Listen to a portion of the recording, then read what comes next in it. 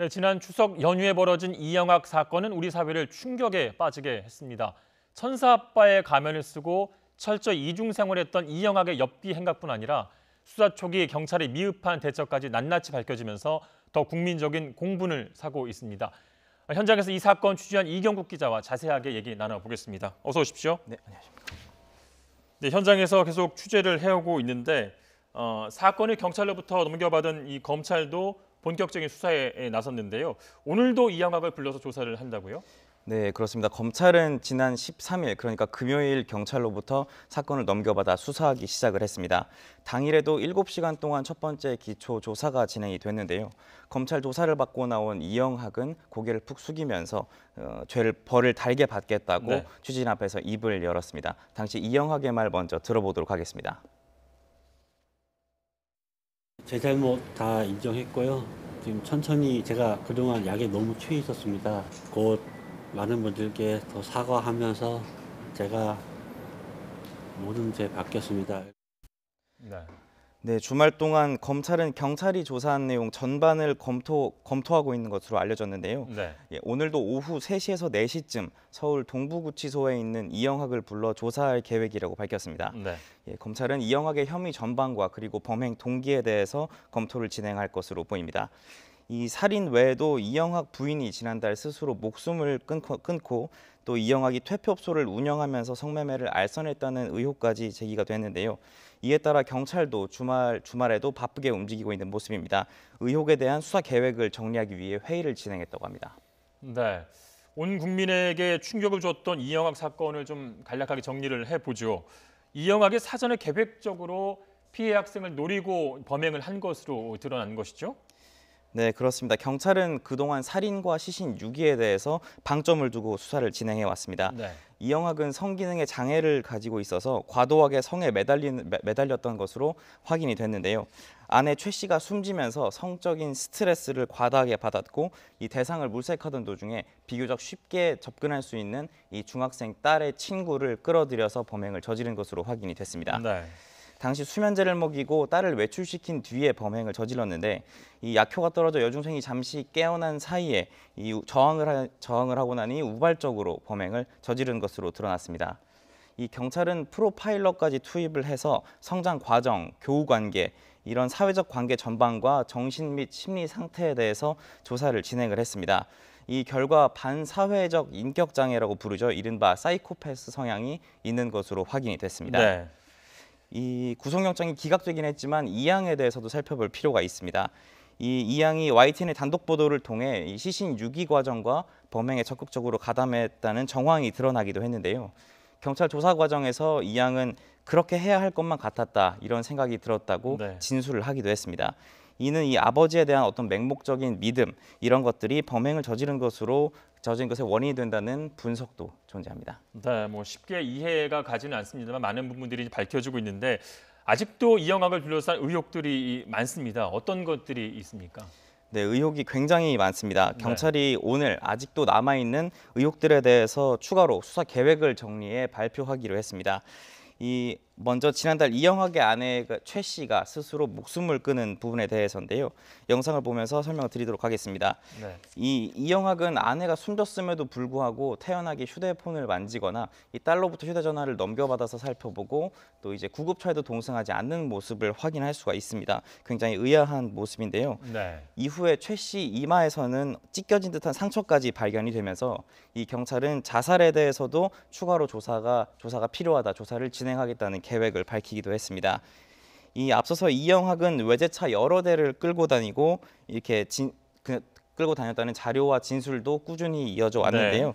이 때문에 이영학이 성매매를 알선하고 그리고 또 이 일을 통해서 돈을 받아챙긴 것이 아니냐는 의혹까지 제기되기도 했습니다. 주변의 얘기들도 그런 얘기들이 있었죠. 예, 네. 그래서 뭐 실제 음식을 배달하는 배달부라든지 인근 주민들의 경우에도 신발이 굉장히 많았다. 그리고 음식을 주문할 때도 5, 6인분 정도를 기본으로 주문했다는 진술까지 꾸준히 나왔는데요. 이를 통해서 이제 자살과 성매매 이 두 분에 대해서 경찰이 전담팀을 꾸려서 수사를 진행할 예정입니다. 네. 그리고 추가로 인터넷과 SNS 상에서의 문제도 살펴볼 필요가 있습니다. 이영학이 이 마사지샵과 즉석 만남 카페를 운영했다는 이 의혹이 제기가 됐습니다. 네. 실제 이영학의 SNS를 보면 14살부터 20살 미만의 여학생을 모집하는 듯한 글도 확인을 할 수가 있습니다. 이 방과 샤워 시설을 제공하겠다는 얘기까지 적혀 있는데 지금 이제 화면에 나오는 게 이영학의 이제 SNS 화면이군요. 예, 그렇습니다. 이 일을 통해서 유추해 볼 수 있는 게 또 설릉역 인근에서 이 퇴폐 마사지 업소까지 운영을 했다는 네. 의혹까지 제기가 됐습니다. 이 또한 전담팀을 꾸려서 조사가 진행될 예정이고요. 네. 또 사람들로부터 어금니 아빠라는 이름으로 받은 이 후원금을 유용하진 않았는가 이러한 의혹에 대해서도 수사가 구체적으로 진행될 계획입니다. 네, 그렇군요. 천사 아빠의 가면을 쓰고 이영학이 철저히 이중 생활을 한 것으로 지금까지는 드러나고 있는데 정부로부터 지원금까지 받으면서 이제 생활한 것으로 이제 알려져 있죠. 네, 이영학은 지난 2007년부터 기초생활수급자로 지정돼 지원금을 받아왔습니다. 네. 매달 생계급여와 장애수당을 포함해서 160만 원 정도의 돈을 받은 것으로 확인이 됐는데요. 예. 이 지난달 이영학의 아내 최 씨가 숨졌을 때도 이 수급자 혜택을 받아 시신 안치료를 감면받기도 했습니다. 그리고 이영학이 아까 말씀드렸던 것처럼 고급 차량 여러 대를 끌고 다녔다고 하는데 자신의 명의로 등록한 외제 차량은 배기량이 2000cc가 채 되지 않는 시가 4천만 원짜리 차량 한 대뿐이었습니다. 2000cc 미만이라는 것도 사실은 좀 계획된 부분이 있었다라는 얘기가 있더라고요. 예, 정확히 1999cc였는데요. 네네. 이 장애 등급을 받은 이영학이 2000cc가 채 되지 않는 차량을 소유할 경우에 재산 산정 기준에서는 제외되게 됩니다. 그렇군요. 추가적으로 이 제도적 허점을 이용했을 가능성이 굉장히 뚜렷하게 앞서 말씀드린 부분에서 드러나고 있는데요. 예. 이 차명 계좌로 후원금을 관리했다면 구청 측에서는 더군다나 이러한 부분을 파악하기가 더욱 어려운 부분이 있습니다. 네. 그리고 이 호화 생활 부분도 굉장히 논란이 됐습니다. 이 이영학의 생활이 갑자기 달라진 부분 또한 굉장히 의심이 가는데요. 이영학은 서울 망우동에 있는 다세대 주택에서 지난해 10월까지 거주를 했습니다. 네. 20년 넘는 기간 대부분 30만 원짜리 단칸방에서 거주를 했습니다. 네. 제가 실제 이 단칸방에 들어가 봤는데 굉장히 상황이 열악했습니다. 네. 어떻든가요? 이 누수가 있는지 이제 천장과 그리고 문지방 같은 곳 곳곳이 테이프로 막혀 있는 상황이었고 네. 지금 화면에 나오는 그림 같은데요. 예, 그렇습니다. 그리고 이 천장과 이제 그 문고리 같은 곳에 아이의 흔적도 곳곳에 남아 있는 모습이었습니다. 네. 그런데 이런 단칸방에서 살던 이영학이 지난해 갑자기 범행이 발생한 월세 90만 원 그리고 5층 건물 꼭대기층에 있는 방 3개짜리 건물로 이사를 합니다. 같은 동에서 이제 이사를 한 거죠? 예, 그렇습니다. 이 부분도 굉장히 의심스러운데 이 살림살이가 갑자기 나아진 것으로 보이는 이 부분 이 실제 주민들 역시 이영학 가족이 이사를 간 이후에 살림살이가 굉장히 많이 달라졌다고 얘기하기도 했습니다. 당시 주민의 인터뷰 한번 들어보시겠습니다. 네. 확 달라졌어. 충분히 층간 멋을 많이 냈더라고. 뭐 선글라스 끼고 아래로를 양장 입고 뭐 이것도 높이 높고 무슨 그냥 하여튼 못 알아봤으니까 그래. 네. 네, 이런 여러 인터뷰, 진술과 정황들이 어떤 후원금 유용과 성매매 알선이 있었던 것이 아니냐라는 의혹의 배경이 된다고 볼 수 있습니다. 의혹이 좀 짙어지고 있는 그런 상황 같고요. 그런가 하면 경찰의 늑장 대처도 논란이 일고 있는 것 같습니다. 피해 여중생 부모와 이 경찰의 주장도 엇갈리고 있다고요? 이 한마디로 부모 측의 주장은 한마디로 판단이 늦었다는 겁니다. 네. 이 간단하게 정리된 그래픽을 보면서 설명해드리도록 하겠습니다. 예, 먼저 실종 신고가 접수된 것은 지난달 30일 밤 11시 20분쯤입니다. 네. 예, 경찰은 그 뒤에 이영학의 집을 무려 2차례나 방문을 했습니다. 한 번은 심지어 사다리차까지 동원을 해서 집 안까지 들어갔는데 이 혐의점이 없다고 발길을 돌렸습니다. 그래서 이제 지난 3일까지 결국 경찰은 시간을 허비하다 4일이 돼서야 중랑경찰서장에게 처음으로 보고가 올라갔고 네. 결국 합동수사로 전환되게 됩니다. 이 피해 여중생이 숨진 것은 아시다시피 지난 1일 낮 시간대인데요. 네. 이렇기 때문에 한참 늦은 뒷북 수사가 아니냐라는 비판이 제기되는 부분입니다. 이 과정에서 이 실종 아동 업무 처리 규칙 이런 예규가 있는데 이것을 어겼다는 지적 또한 제기가 됐는데요. 이 경찰은 먼저 지난 1일 밤 9시쯤에야 이제 어머니를 통해 그 피해자가 아연양을 만난 것을 들었다 이렇게 주장을 했습니다.